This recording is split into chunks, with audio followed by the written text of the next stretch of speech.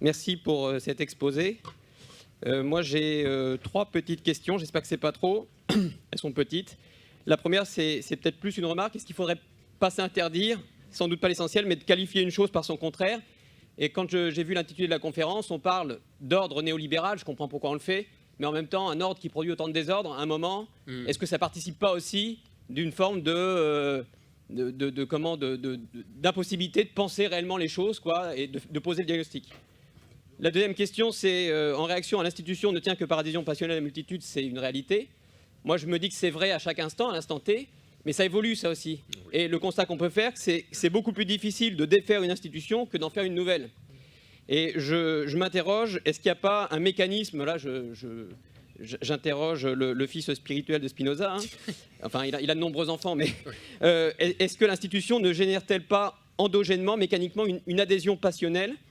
Et pour illustrer ça, je vois que certains se lamentent en commentaire en disant que l'institution Macron touche le fond avec 28% d'opinion favorable. Or, moi, ça me surprend considérablement qu'il ait encore 28% d'opinion favorable, alors que sa base électorale au présidentiel, c'était, pour tout dire, 11% au premier tour, quoi. Oui. Donc, je me dis, comment se fait-il qu'à 28%, il touche le fond, alors qu'en fait, à 11%, il était au sommet? Et la dernière chose, c'est plus une question, mais je sais que tu t'es exprimé sur le sujet, et moi, je suis arrivé un petit peu en retard, tu l'as peut-être déjà fait.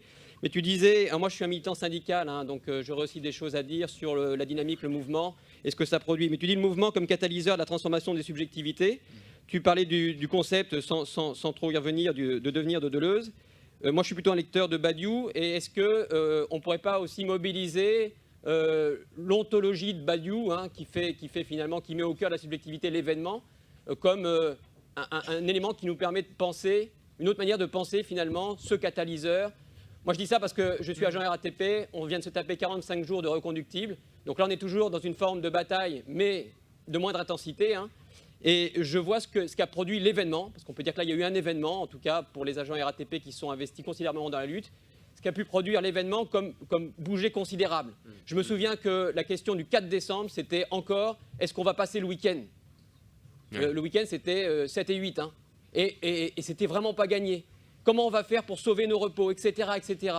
Et puis après, l'événement s'est mis en place et il a embarqué des subjectivités, mais moi, j'en suis encore sur le cul, quoi. De voir des camarades qui, au quotidien, avaient l'air de ne pas penser les choses, et à quel point, effectivement, ils ont été transformés par l'événement. Oui, oui. Et une petite chose, parce que là, c'est plus pour rigoler, mais tu nous as évoqué le cas d'un sous-préfet qui était devenu authentiquement gilet jaune. Je me dis que ça laisse peut-être un espoir de rédemption pour le préfet allemand. Pas trop y croire non plus. Chrétiennement, je serais tenté de te dire oui en principe, mais... Ouais, pas trop. Un bouton de culotte à la rigueur, mais pas davantage. Une autre? Oui. Merci, j'avais juste une petite remarque en liminaire. Quand vous parlez de l'Europe, l'Union européenne ou les moralistes qui ne créent pas de peuple européen, c'est là où il ne faut jamais sous-estimer son ennemi, parce que quand on est en train de détruire des économies comme l'Espagne, la Grèce, l'Italie, qu'on oblige toute une génération à partir en Allemagne, au Royaume-Uni, en France, et qu'on change leurs intérêts personnels et familiaux si fondamentalement, si ce n'est pas une action politique très forte, je ne sais pas ce que c'est. Ma question n'était pas là. Ma question était plutôt sur la social-démocratie et un peu le mystère de sa disparition. Moi, je vous suis tout à fait sur le fait que la marge n'existe plus, que un accord entre le travail et le capital n'est plus possible. Mais la question qui me pose vraiment, c'est comment se fait ce que l'ensemble des cadres sociodémocrates, tous ces gens qui, je pense, au départ, avaient une vraie motivation politique, sont partis armes et bagages dans le camp du capital, en fait. Et la question que je me pose, si on parle un jour d'un grand soir, anthropologiquement, et ça m'intéresse beaucoup, qu'est-ce qui nous dit que tous les cadres qui vont arriver sui generis ne vont pas avoir cette même démarche à un moment donné aussi? Et est-ce que cette question anthropologique risque pas de poser une vraie question sur l'illusion possible de croire qu'un mouvement est possible, et une fois que le mouvement sera arrêté, ça sera institutionnalisé? Est-ce que ce mouvement, entre guillemets, de trahison, parce que je ne sais pas si c'est une trahison, ne risque pas de se renouveler? Voilà.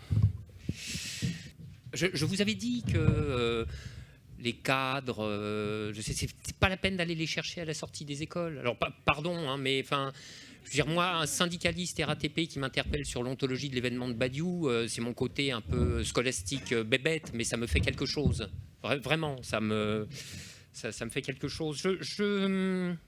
Comment le dire de manière aimable, Todd, de temps en temps, a une intuition très, très pénétrante. Alors après, des fois, ça met un peu à côté, mais des fois, vraiment, il met dans le mille. Alors même si, bon, je sais pas, l'élaboration théorique, tout ça, mais c'est pas grave. Et là, avec son livre, il dit un truc qui est tellement vrai, il parle de ce double processus de crétinisation du haut et d'intellectualisation du bas. Je pense que c'est profondément vrai. Vous vous souvenez de ce livre sur la fabrique du crétin, qui en réalité s'était complètement trompé de lieu. Il pensait que c'était l'école publique, etc. Non, c'est l'école nationale d'administration, la fabrique du crétin.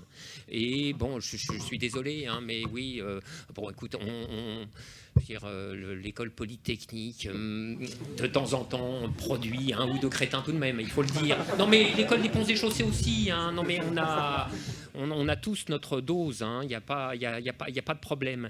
Mais là, il y a vraiment quelque chose. Oui. Alors moi, l'ontologie de Badiou, je l'admire, mais je la partage pas du tout. Mais ça, c'est une question, si tu veux, il y a une ligne de partage des eaux philosophiques, hein, et puis c'est comme ça. Donc je peux la lire en étant vraiment extrêmement admiratif de l'ampleur, puis de la rigueur de la construction. Je veux dire, tu vois, la rigueur des concepts, c'est tout à fait magnifique, mais je ne partage pas ces vues ontologiques. Forcément, quand on est un déterministe, intransigeant, spinozien, comme je le suis, on peut pas adhérer à la thèse de l'événement. Mais c'est secondaire. Je veux dire, j'en profite. Bon, là, je suis en train de faire tourner ça en séminaire, c'est pas bien du tout, hein. Mais le déterminisme spinozien, évidemment, ne contredit en rien une pensée de la transformation historique, des surgissements, des révolutions, des séditions, des catastrophes, des effondrements institutionnels, etc. Ça, c'est vraiment une ânerie colportée sur le déterminisme mal compris. Alors, ceci étant, ce que dit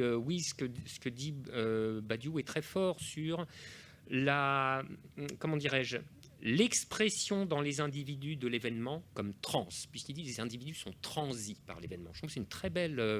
il y a l'événement amoureux qui vous laisse transi, mais l'événement politique aussi vous laisse transi. Il y a quelque chose qui est très fort là-dedans, et en réalité, avec des moyens philosophiques qui ne sont pas les mêmes, nous visons finalement les mêmes choses. On pourrait bien dire que l'événement deleuzien et le devenir deleuzien, c'est pas la même chose que l'événement de Badiou, et en même temps, ça nous aide, toutes ces choses-là. Après tout, chacun choisira son ontologie de convenance, mais on voit bien qu'on pense à peu près les mêmes trucs qui ont à voir avec ces déplacements prodigieux qui s'opèrent dans les mouvements politiques. Il y a un livre tout petit qui m'a beaucoup marqué de Simone Veil, la bonne, hein, qui s'appelle Grève, joie pure. C'est sur les grèves de 36, les occupations d'usines. Ah, c'est un livre, c'est une merveille, effectivement. Voilà ce que ça fait des gens, hein, de relever la tête, et puis même un moment de se soulever pour de bon. Alors, sur l'institution... Alors, je prends dans les ordres. L'ordre néolibéralisme est-il un ordre ou un désordre ? D'un point de vue strictement analytique, et tant qu'il se maintient, je serais bien obligé de conserver la catégorie de l'ordre, mais c'est peu dire que, enfin, il ne faut pas me pousser beaucoup pour que je te rejoigne. En effet, c'est un très grand désordre que le néolibéralisme fait régner. Moi, cette espèce d'inversion lexicale qui est vraiment un des propres de l'idéologie et des discours contemporains, j'en ai retrouvé là en t'écoutant un exemple européen lié à l'espace de l'euro, qui est des politiques de stabilité. On impose des politiques de stabilité. Mais les politiques de stabilité imposent des fluctuations géantes. Je veux dire, la Grèce perd 25% de PIB et se tape 25% de taux de chômage. Si ce n'est pas de la fluctuation géante, si ce n'est pas de l'instabilité macroéconomique, mais alors dans des formes superlatives, qu'est-ce que c'est ? Ah non, c'est des politiques de stabilité. Bon, très bien. Bon. On voit bien qu'au bout d'un moment, les conditions de possibilité de la discussion sont détruites et on passe à autre chose. Alors, L'institution ne génère-t-elle pas de l'adhésion? Alors, oui, c'est vrai, ce paradoxe, oui, 28% de taux d'adhésion, et en effet, moi aussi, on a fait à peu près le même calcul. Moi, j'étais arrivé à 10,5%. Le taux d'adhésion de Macron mesuré par son score de premier tour au présidentiel, corrigé du taux d'abstention et du taux de vote utile, 10,5%. Avec 10,5%, on fait un président de la République. Pas mal, hein. Donc ça dit quelque chose sur la teneur en démocratie des institutions dites démocratiques. Bon, voilà. Alors le 28%, bon, je ne sais pas trop ce qu'il faut. C'est quand même du sondage. Hein. C'est bien de la merde, il faut dire les choses. Non, mais sérieusement. Puis c'est du sondage mouliné. Enfin. Bon, c'est vraiment, c'est de la saucisse. Hein. On sait pas, vaut mieux pas savoir ce qu'il y a dedans. Et puis c'est vendu à la boucherie FM, BFM, voilà. Moi, je pense qu'il faut pas se laisser enfler plus que ça avec ce truc. Ceci dit, oui, il reste un soutien, il reste ce que dans un morceau de sociologie beaucoup plus polémique que scientifique, je l'avoue. Hein. J'avais appelé la classe nuisible. Bon, la classe nuisible, c'est ça, c'est 10,5%. C'est les mêmes que les moralistes de tout à l'heure. Hein. Des gens qui prennent des pauses, ça leur fait plaisir. Des pauses qui ne contredisent pas leurs intérêts, mais qui vont violenter tout le reste de la population, ils s'en foutent. Parce que pour le bonheur de la pause, ça ne comptera pas. Donc oui, il y a ça. Mais... ces choses-là, c'est tellement les indicateurs du business as usual. Moi, je ne sais pas. C'est comme je cherche une métaphore. Enfin, c'est comme si on prenait un baromètre pour se prendre la température, quoi. C'est pas le bon instrument. Donc, quand des dynamiques politiques de rupture se mettent en place, tout ça vole en éclats. Ça n'a plus aucune importance. Alors, quant à la social-démocratie, alors oui, je suis... Alors, oui, c'est vraiment une belle question que vous m'avez posée. Moi, il y a une émission, un grand entretien qui a eu lieu sur Hors-Série, le site Hors-Série, il n'y a pas longtemps, avec un historien qui, je crois, s'appelle Stéphane Siro. Et le titre, c'est « Pour en finir avec les partenaires sociaux ». Et moi, je trouve qu'il y a quelque chose de très intéressant dans cette provocation-là. Parce qu'on voit bien, partenaires sociaux, en effet, c'est une catégorie qui est profondément adéquate au cadre du capitalisme. Ça ne fait pas sens autrement, partenaires sociaux. Donc, quand vous vous déclarez partenaire social, et on sait à quel type de gymnastique ça vous contraint, quand vous vous déclarez partenaire social, d'emblée, c'est comme si vous aviez signé une clause invisible, encore moins visible que les petites lettres du contrat d'assurance, qui dit « Je déclare par là même reconnaître la légitimité du cadre dans lequel on me fait m'amuser ». Bon, et donc, effectivement, à cet égard, en finir avec les partenaires sociaux, c'est une espèce de slogan ramassé qui désigne un horizon évidemment extra-social ou outre-social, un horizon proprement politique. Maintenant, quant à votre question sur, vous ne l'avez pas dit comme ça, mais moi je le dis comme ça, sur la dégénérescence des institutions, là, si vous voulez, tout mon dernier livre est là-dessus, quoi. Donc, forcément, ça me fait plaisir. Je pense que c'est ça la malédiction des institutions. La malédiction des institutions, c'est qu'elles dégénèrent. C'est qu'elles sont capturées par les hommes de l'institution, qui les font vivre non plus selon les finalités extrinsèques qui étaient les leurs à l'origine, mais selon les finalités intrinsèques du petit corps institutionnel rabougri et recroquevillé. Donc les institutions finissent mal en général, même quand ce sont des institutions qui ont été créées dans le chaud d'un mouvement révolutionnaire et progressiste. Et alors, à cet égard, il faut bien dire les choses. Il n'y a pas eu de démonstration à plus grand spectacle de la dégénérescence institutionnelle que la révolution russe, hélas. Bon, mais c'est une histoire qui a été abondamment parcourue, analysée, etc. Mais moi, c'est aussi pour ça que dans ce livre, je me penche un moment sur la révolution culturelle qui est encore plus cruelle. Parce que précisément elle procède, la révolution culturelle chinoise, précisément parce qu'elle procédait d'une méditation des errements de la révolution russe et du désir politique affirmé de ne pas y retomber.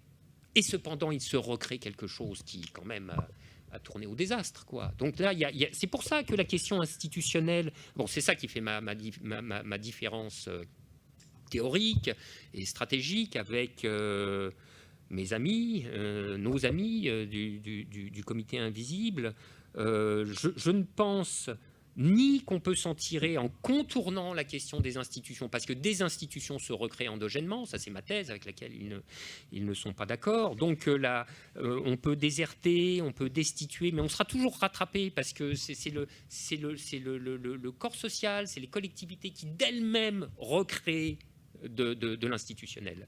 Mais symétriquement, il ne faut pas s'imaginer que la question institutionnelle sera réglée d'un coup parce que nous aurions eu à l'idée de voilà, on a les bonnes institutions et puis c'est fini, l'histoire est terminée. Non, l'histoire est sans fin, et précisément l'histoire est l'histoire des remaniements permanents de l'appareil institutionnel dont s'équipent les sociétés, dont s'équipent les corps sociaux. De sorte que ce qu'il faut viser, c'est les bonnes formes institutionnelles. Il faut sortir de l'antinomie avec ou sans.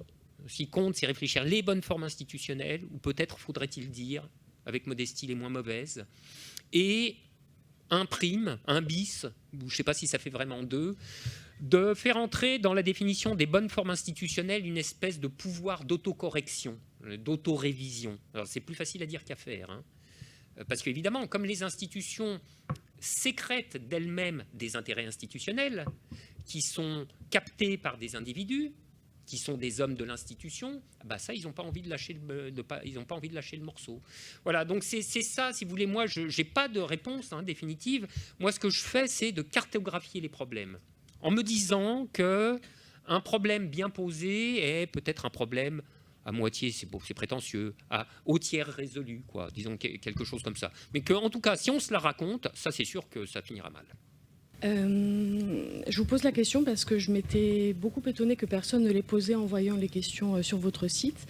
C'est une question qui est plus ancrée dans la réalité immédiate, mais qui, je pense, rejoint pas mal de problématiques concernant l'alternative à bâtir face à l'ordre néolibéral. On vit actuellement un moment retraite, une offensive du gouvernement... Pardon, je suis désolée, je suis stressée. Enfin bon, il y a une lutte contre une réforme qui peut sembler emblématique des offensives néolibérales, qui est quand même en cours depuis plusieurs mois. D'aucuns la qualifient de lutte la plus longue de l'histoire de la Ve République. On a une répression policière, enfin, ça rejoint pas mal de problématiques. Si je vous écoute, j'ai l'impression que c'est voué à l'échec, en fait, tout ça. Donc voilà. Donc, plutôt que de vous demander et après, c'est plutôt et maintenant. Voilà.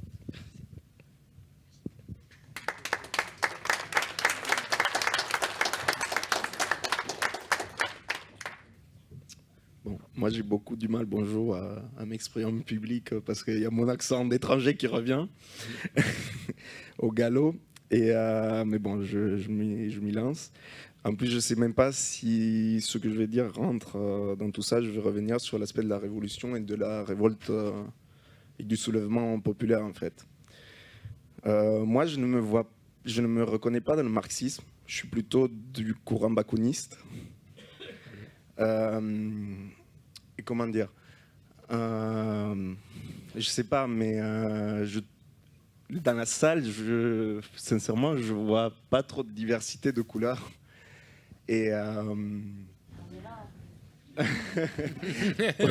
ouais, discretos, quoi. Et personnellement, quand je suis arrivé en France, j'ai vécu dans une cité HLM, dans laquelle j'ai compris le pouvoir qu'il y a dans ces endroits. Et autant vous reconnaissez pas dans l'action parce que vous dites que vous avez peur, mais vous avez la possibilité et le pouvoir d'agir sur des gens. Vous êtes un intellectuel qui a beaucoup d'influence et qui a une parole facile et bienveillante en plus. Donc du coup, ce type de réunion, ce serait peut-être plus utile de les faire à des endroits comme Aubervilliers, Saint-Denis, là où la gentrification commence à faire des pionniers qui vont virer encore plus loin les pauvres qui n'ont pas où aller. Et personnellement, voilà, moi, quand j'ai vécu dans ces cités, quand je suis arrivé en France, je me suis rendu compte qu'il y avait un potentiel énorme révolutionnaire là-dedans. Et que si le soulèvement se fait, il se fera à travers ces personnes-là. Oui. Et je pense qu'il est de la responsabilité des intellectuels de faire, d'aller parler à ces gens et de leur faire comprendre. Je ne sais plus qui c'était un historien qui disait mettez l'ouvrier en face de son malheur et faites-lui comprendre l'engrenage qu'il entraîne dans ses abysses et il se soulèvera de lui-même, quoi. Bon, j'ai dit tout ce que j'avais à dire. Voilà, merci. Ah oui, c'est bien.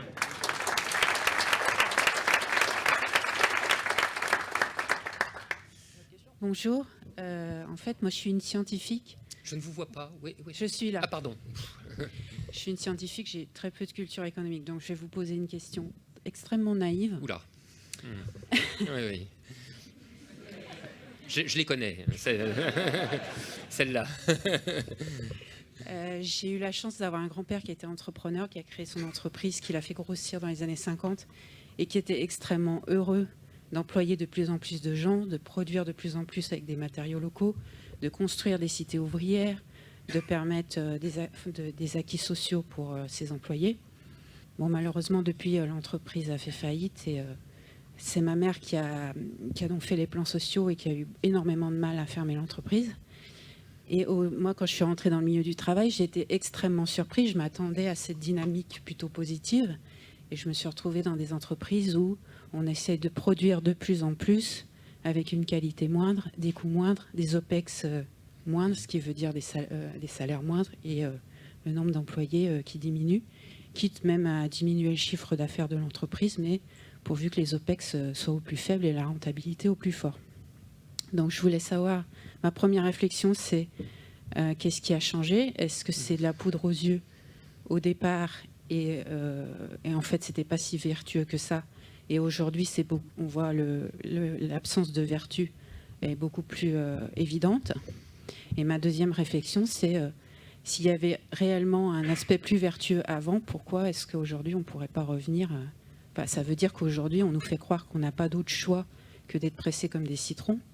Mais est-ce que c'est pas plutôt... on n'essaie pas de nous duper et on ne pourrait pas revenir à quelque chose de plus vertueux, quoi. Voilà, je pense que c'est de pire en pire parce que, par exemple, aujourd'hui, on a des startups qui sont créées, qui ne créent pas de valeur, qui ne sont pas rentables, ni écologiques, je ne donnerai pas de nom, mais dont les dirigeants cherchent simplement la capitalisation pour pouvoir passer à la caisse au moment de la revente.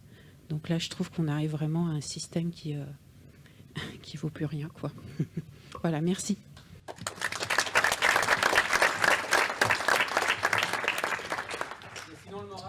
Vous savez que pour une question naïve, on a de quoi finir la soirée avec ça. D'ailleurs, je vais commencer... Une encore, tu veux? Non, c'est toi qui décides. Oui, il y en a pas mal quand même. Alors, un peu.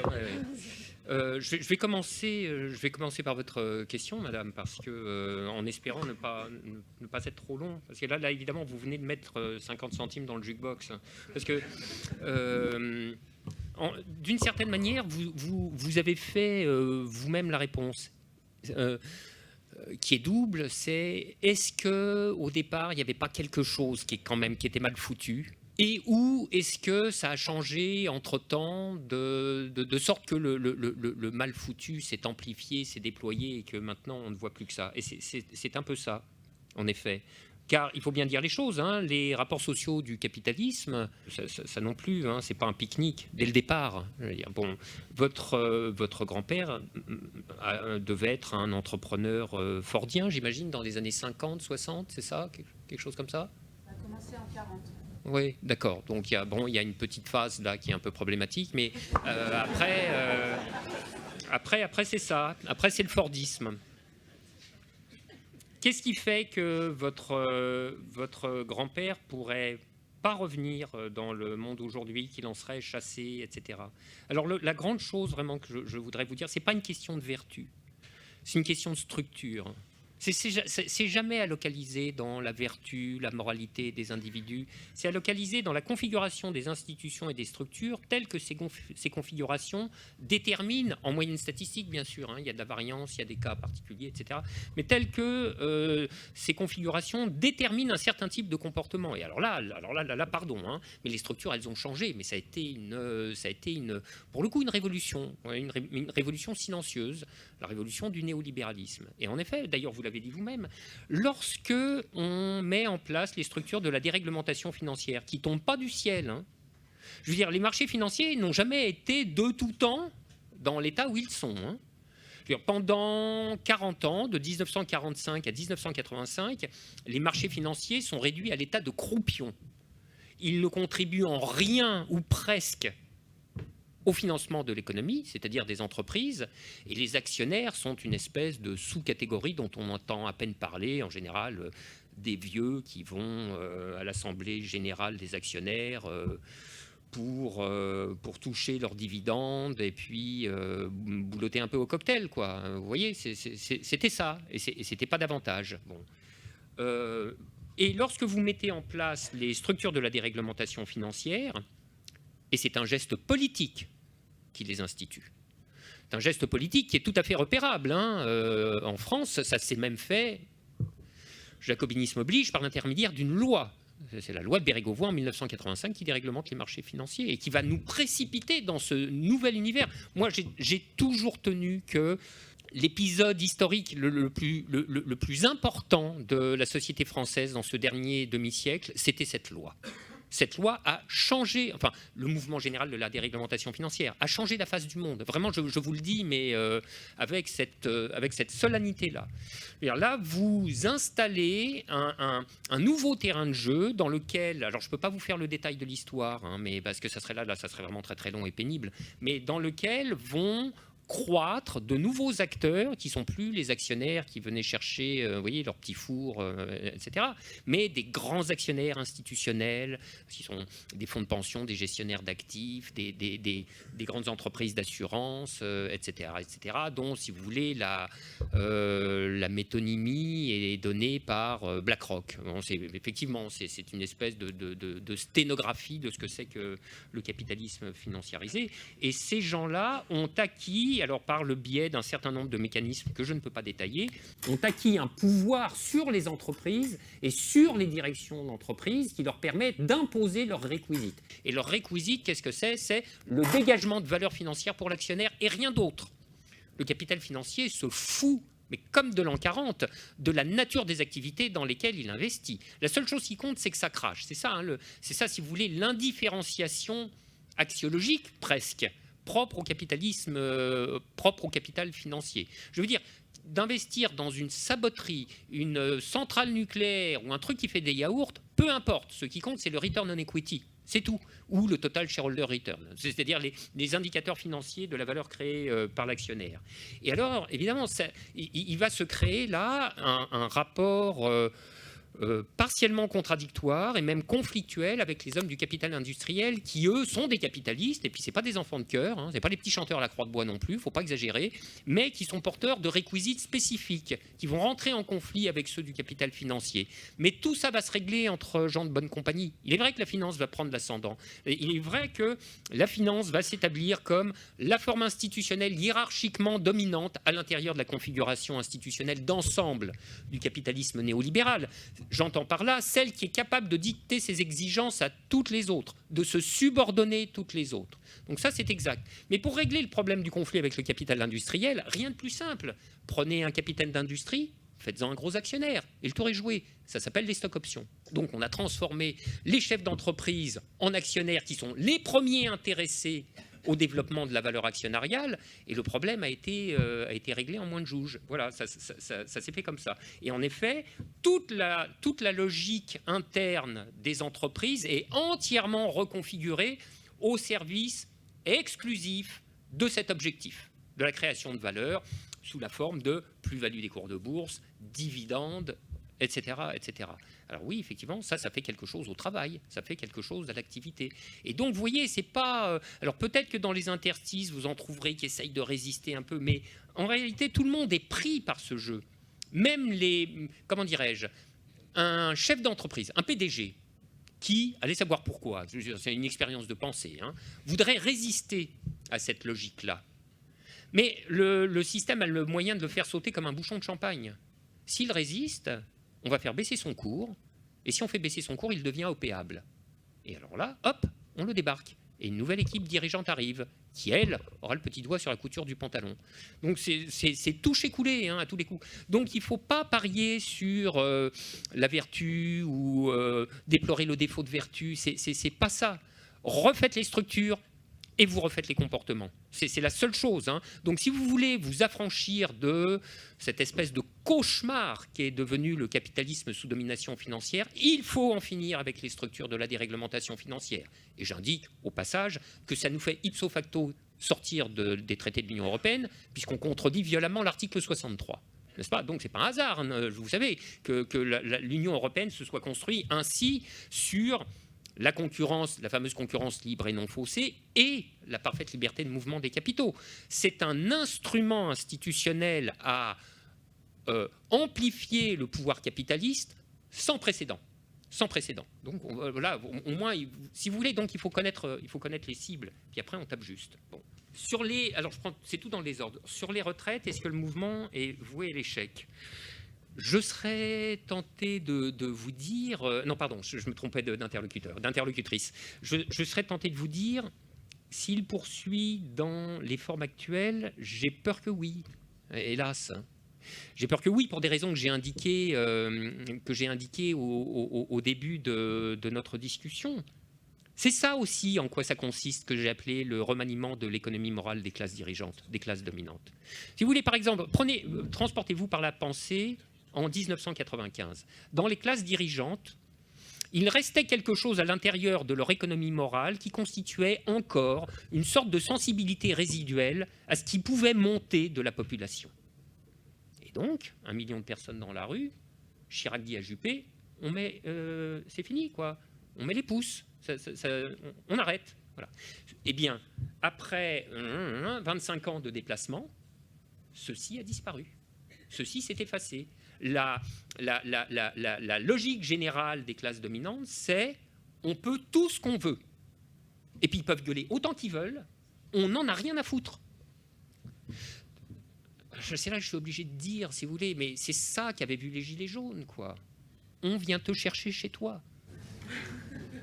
Je suis désolé, mais et c'est de leur faute. Vous voyez, tous ces éditorialistes répugnants sont là avec la pierre. Mais vous avez vu comme ils sont violents. Mais non, mais attendez, la violence tombe pas du ciel.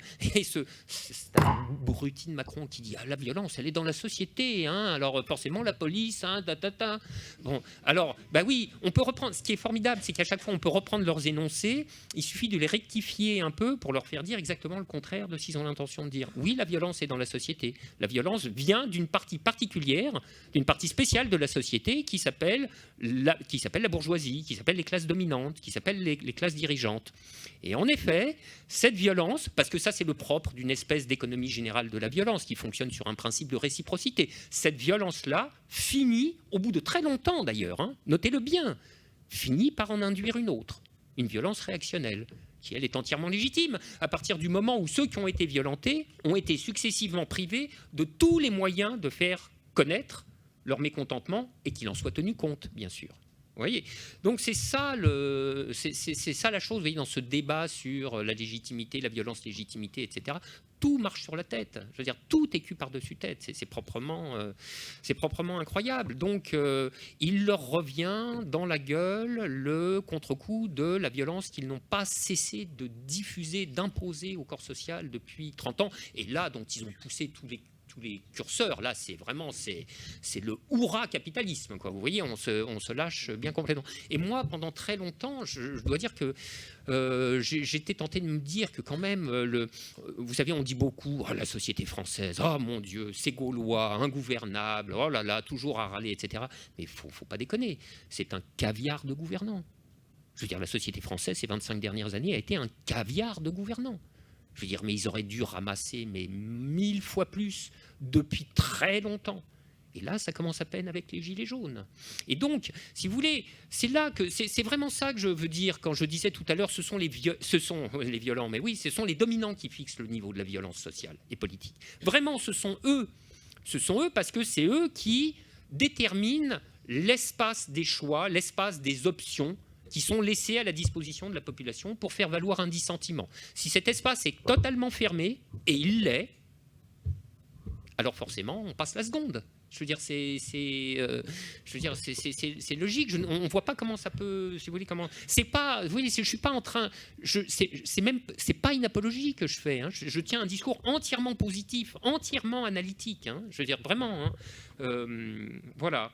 Ce qui est formidable, c'est que moi, alors là, il y a toute une équipe, là, toute une galerie, la Trinité des Saint-Jean Bouche d'Or, en décembre, ils les enfilaient comme les perles. Bon, donc moi, j'ai sorti il n'y a pas longtemps là, un papier où il y avait une déclaration de Raymond Soubi, qui a été l'artisan de toutes les déréglementations, de tout le fracas du droit du travail, etc., qui disait, oui, c'est vrai, les manifestations n'ont pas beaucoup d'effet sur le gouvernement si elles ne dégénèrent pas. Très bien. Et puis, mais vous voyez, c'est des boussoles. Hein. Ces gens-là sont des boussoles qui indiquent le sud, mais c'est pas grave. Je veux dire, une boussole, pourvu qu'elle l'indique constamment le sud, n'en est pas moins une boussole fiable. Il suffit de regarder dans les directions opposées. Donc, alors, vous avez Alain, on dirait le sud, Minck, qui a sorti un truc du même ordre. C'était...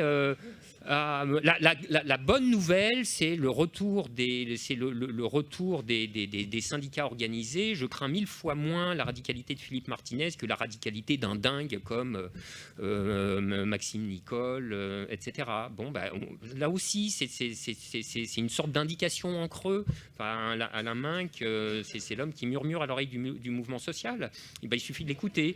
Et de même, en décembre, j'étais tombé sur un article, je ne sais plus où, d'un gars qui dit, le type, le locuteur était présenté comme un ponte de la République en marche. Donc le ponte de la République en marche disait, on voudrait voir la gueule du ponte hein, quand même, disait je préfère 100 fois avoir 1 million de personnes dans la rue dans un cortège syndical cadré, etc., que 100 000 gilets jaunes qu'on ne connaît pas, on ne sait pas d'où ils sortent et ils font n'importe quoi. Eh bien, parfait, très bien. Alain, Le Ponte, Raymond Lascience, je veux dire, le plan de route est tout tracé. Et alors, ne croyez pas que je sois méchant avec les syndicats, etc., parce que c'est pas ça, en réalité, c'est pas ça du tout. Mais vous savez, les syndicats, c'est le même problème hein, de dégénérescence institutionnelle. Un syndicat, c'est une institution.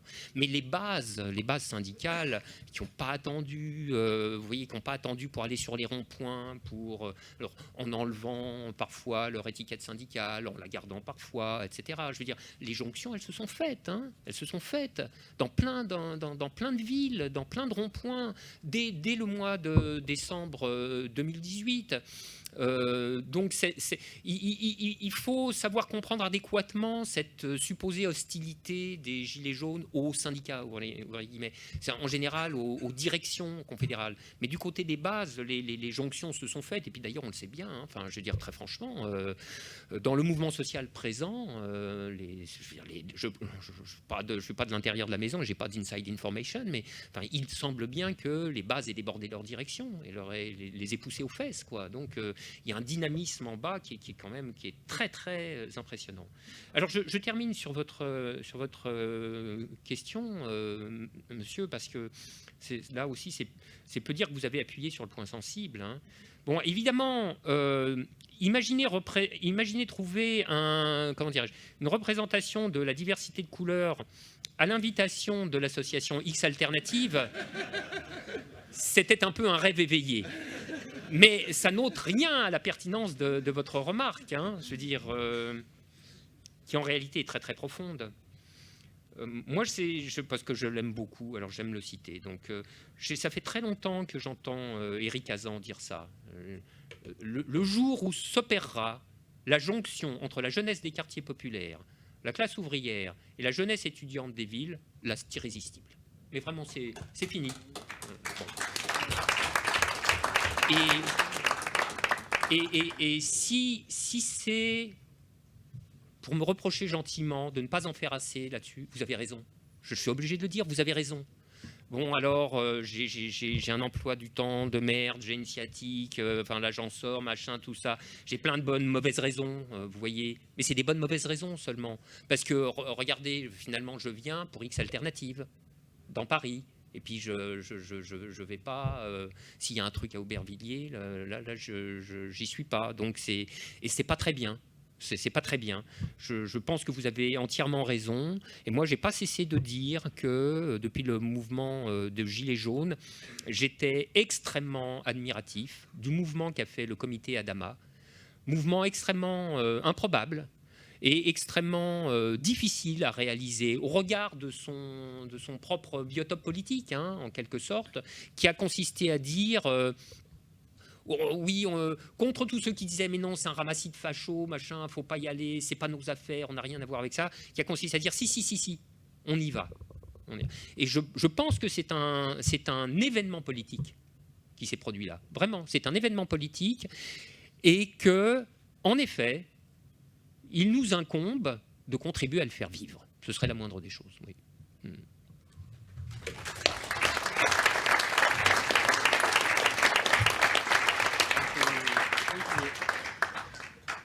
Je commence à avoir faim quand même. Dernier tour. Allez, dernier petit tour. Allez, dernier petit tour. Je n'ai pas vu qui a levé la main en premier, alors je baissez vos mains. Hop, levez vos mains, là-bas. Ça va pas marcher, hein, ton enchère, là. Oui, bonjour. Alors, déjà, une petite remarque. Ce dont vous avez parlé au début de l'expérience Mélenchon qui se fait mater si elle n'entraîne pas la société, j'invite tout le monde à le lire. C'est Karl von Clausewitz. Vous n'appelez qu'à une montée aux extrêmes de tous les flancs de la société vers cette lutte. Et donc, mon autre question, c'est il faudra des institutions pour canaliser cette montée aux extrêmes et cette coordination dans un mode opératoire. Et là, je pense à un mode opératoire en termes d'art opératif militant. Vous n'êtes pas passé loin. Non, on s'est compris. Hein. Très bien. Ouais. Et je pense à des institutions de production, d'alliance avec des institutions civiles, de groupements militants, et qui continuent le combat politique par d'autres moyens. Et je pense notamment à l'entreprise. Notre nouveau monde, on en a parlé dans la section technique, ne pourrait-il pas utiliser une technologie en lui affectant des affects, donc un produit technologique qui canaliserait en lui-même les germes du nouveau monde à venir par des nouvelles institutions à venir, qui serait lui-même un vecteur du nouveau monde à venir, par un principe technologique qui se retranscrirait dans des procédés de production dans une entreprise, qui serait épaulée elle-même par une société civile organisée avec ses propres institutions de combat. Je ne sais pas si j'ai été bien clair. Le cas échéant, je vous demanderai une précision, mais je pense que je vois quand même ce que vous avez en tête. Bonsoir. Moi, c'était pas vraiment une question, c'était plus une remarque, mais qui amènera sûrement une réponse. C'était pour dire que je suis tout à fait d'accord avec le fait que faut pas. C'est une erreur conceptuelle, je suppose, de séparer la pensée de l'action en pensant que d'abord il faut se former intellectuellement puis agir, ou le contraire, que des gens pensent qu'il faut que agir, parce qu'en fait on se rend compte que l'un produit l'autre à chaque fois. Un message, enfin je ne sais pas si le terme est adéquat, mais c'est que à tous ici qui êtes dans la salle, il faut vraiment faire corps avec sa pensée. Je sais que c'est difficile parce qu'on a tous nos contradictions. On préfère parfois rester à lire un livre qui est de la bonne cause plutôt que de mettre son corps en danger. Mais il faut vraiment sentir ce que c'est qu'être tapé, qu'avoir les gaz, etc. Ne serait-ce que pour pouvoir le raconter. Et aussi pour le sentir dans sa chair, parce qu'effectivement ça transforme, même si on peut avoir un terreau fertile à ça. En gros, on est du bon côté, on va en manif le 1er mai, etc. Mais il faut réussir à dépasser ces peurs. Et en plus, tout comme le sentiment amoureux, le sentiment politique, physique, on en est changé. Après, voilà, c'était juste ça. Donc, vraiment, il faut y aller. Voilà, mais, et je sais que c'est dur, mais c'est essentiel de le faire, mais c'est pas suffisant de réfléchir. faut vraiment que ça prenne corps, au sens littéral. Et voilà.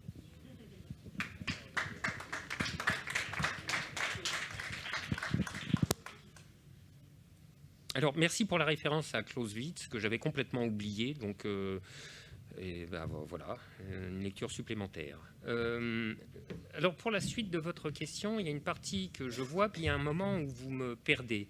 C'est-à-dire l'idée que un processus comme celui que nous avons envisagé aujourd'hui consiste en une telle libération d'énergie politique qu'en effet, à un moment, il faut revenir à la normale, en quelque sorte. C'est une question très compliquée, ça, parce que, bon, d'abord, revenir à la normale, c'est pas seulement une affaire de choix souverain. Vous voyez, c'est ce que nous évoquions au début de la conversation. La situation dicte ses nécessités, puis il arrive qu'elle les dicte d'une main de fer, et qu'elle diffère assez considérablement le retour à la normale, parce que elle confronte le mouvement révolutionnaire à la violence de la réaction, la nécessité impérieuse de lutter pour faire vivre ce qui a été conquis, que ça ne soit pas reperdu aussitôt, etc., etc. Pour aller un peu plus loin dans le pessimisme, je dirais que moi, c'est ce qui m'a toujours beaucoup marqué dans l'expérience de la Révolution russe, c'est que son appareil institutionnel naît dans l'épreuve de force de la guerre intérieure et extérieure. Vous voyez, l'État qui émerge d'une situation politique de cette nature en est marqué au fer rouge. Le risque est qu'il ne s'en relève jamais, et de fait, il ne s'en est jamais relevé. L'État soviétique n'a plus été qu'un gigantesque appareil de force qui avait fini par s'autonomiser. Mais vous voyez, c'est là que c'est toujours... moi, j'aime pas... C'est pas très drôle, les gens qui viennent 50 ans derrière et qui font les malins en disant « Ah, bah oui, il fallait, il aurait fallu, il n'aurait pas fallu, etc. » Mais moi, je voudrais bien les y voir, quoi. Vous êtes Lénine et Trotsky, début 18, et vous avez les Alliés qui vous font la guerre, et puis les Russes blancs qui veulent vous faire la peau. Il faut faire un truc, quoi. Vous voyez. Et le truc, le truc, il a sa part de mocheté, parce qu'il n'a pas été réfléchi en laboratoire des années avant, et que ce sont des processus où tout s'improvise à chaud, quoi. Donc, oui, c'est vrai, bah oui, ça peut très mal tourner. Je peux rien vous dire d'autre que ça. Et qu'en effet, dans l'idéal, oui, il faut que assez rapidement, une espèce de schéma institutionnel émerge qui permette de régulariser le cours des énergies politiques. Et puis alors évidemment, une fois qu'on a triomphé de toutes les oppositions et qu'on a un peu la paix, là oui, c'est autre chose. On entre, espérons-le, dans autre chose. Maintenant, là où vous m'avez vraiment perdu, c'est avec votre histoire d'entreprise et de procédés techniques. Pour deux raisons. D'abord parce que moi, je pense que... Alors, c'est peut-être juste une question de convention nominale, mais je serais tenté de dire, moi, qu'entreprise est une catégorie qui est adéquate au capitalisme, au mode de production capitaliste, comme partenaires sociaux, d'ailleurs, tout à l'heure. Donc, bien sûr, il y aura de la production. Il y aura de la production agencée dans une division du travail, et il y aura des collectifs de production. Je pense qu'il faudrait les appeler autrement. Bon, c'est peut-être juste une question de nomination, mais enfin, c'est pas toujours neutre. Hein. Bah, ça, on en a parlé tout à l'heure. La manière dont on nomme les choses, quand même, c'est pas rien. Alors, quant au procédé technique, alors là, je ne vous suis plus du tout. D'abord parce que j'arrivais pas du tout à me représenter ce que vous aviez en tête, mais même sans ça, parce que je crois aussi peu à la solution technologique des problèmes politiques que je crois à leur solution morale. C'est ni par la vertu, ni par la technologie. Je veux dire, le technologisme est un truc, je serais tenté de dire, assez américain. Les Américains ont beaucoup ça en tête, hein, parce que ça fait partie de tout un imaginaire économique. Hein. Mais le capitalisme est une force d'innovation prodigieuse et on va finir par trouver le truc qui fait qu'on ne bousille pas la planète, que ceci, cela. Et non, en fait non. Non, c'est pas le technologisme ne nous sortira de rien. La politique, c'est de la politique. La politique, c'est faire et refaire des institutions et des rapports sociaux. Et ce n'est pas une question de technologie, sauf si on appelle ça par extension technologie sociale. Mais là encore, ça serait un abus de langage, je crois. Mais ce n'est pas très bien, les abus de langage. Voilà. Quant à faire corps avec sa pensée, expérimenter la peur dans le cortège de tête, oui, ce sont des choses très nécessaires. Et en effet, on en revient affecté différemment. C'est tout à fait certain, ce que vous dites. Oui, oui, oui. Et la conclusion est que malgré tout, il faut y aller. Je suis très d'accord avec ça.